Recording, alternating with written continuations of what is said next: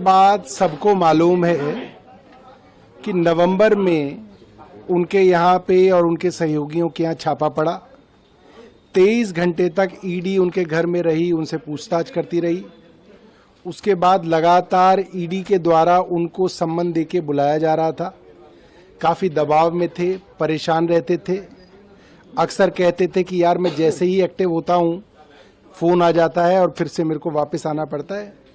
मैं ये समझता हूँ कि हमें राजकुमार आनंद जी से कोई नफ़रत नहीं है, कोई गिला नहीं है। सिर्फ ये है कि एक परिवार वाला आदमी है, बच्चे हैं, रिश्तेदार हैं। मुझे लगता है कि वो दबाव में ज़्यादा आ गए, वे डर गए और ये दबाव भारतीय जनता पार्टी की ईडी लगातार हमारे लोगों पे डाल रही है।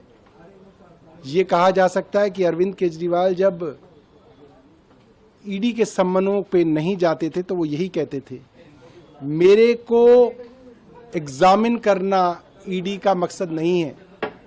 ईडी का मकसद है अरविंद केजरीवाल को किसी भी तरीके से गिरफ्तार किया जाए, उनके पीछे से उनके विधायकों को, उनके लोगों को तोड़ा जाए, पार्टी को खत्म किया जाए और 2 सरकारें दिल्ली और पंजाब की गिराई जाएं। आज वो चीज़ साबित होती दिख रही है, क्योंकि हमारे कई विधायकों को आप देखते हैं गाहे बेगाहे ईडी, इनकम टैक्स या तो छापे मार रही है उनके यहाँ या उनको बुला रही है। हमारे पार्टी के नेताओं को लगातार जो है दबाव डाला जा रहा है, ये सबके सामने है। लेकिन उन्होंने कई आरोप लगाए। उन्होंने कहा कि अपनी मंत्रियों की कॉर्नर मीटिंग होती है, वहां नहीं बुलाया जाता है, कई ऐसे आरोप लगाए उन्होंने। अब देखिए, मैं तो इतना ही कह सकता हूँ कि आज की तारीख में 2:42 पे संजय सिंह जी का ट्वीट उन्होंने किया है अपने ट्विटर हैंडल से।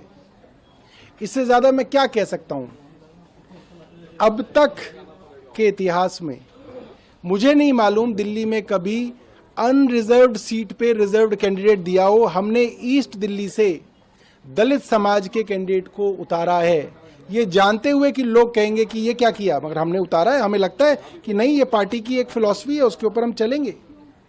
जितनी भी हमारी स्कूल हैं, अस्पताल हैं, मोहल्ला क्लिनिक है, बस में फ्री यात्रा है, तीर्थ यात्रा है, इन सब का लाभ सबसे ज्यादा अगर किसी को मिलता है तो वंचित समाज को मिलता है, हमारे दलित समाज को मिलता है।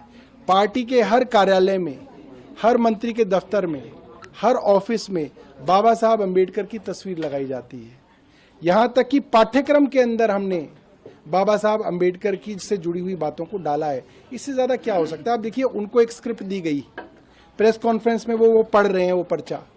अब वो जिस पर्चे में, जो आप ये वीडियो YouTube पर देख रहे हैं तो हमारे चैनल को सब्सक्राइब करें और बेल आइकन को दबाना ना भूलें। अगर आप Facebook पर ये वीडियो देख रहे हैं तो हमारे पेज को लाइक करें।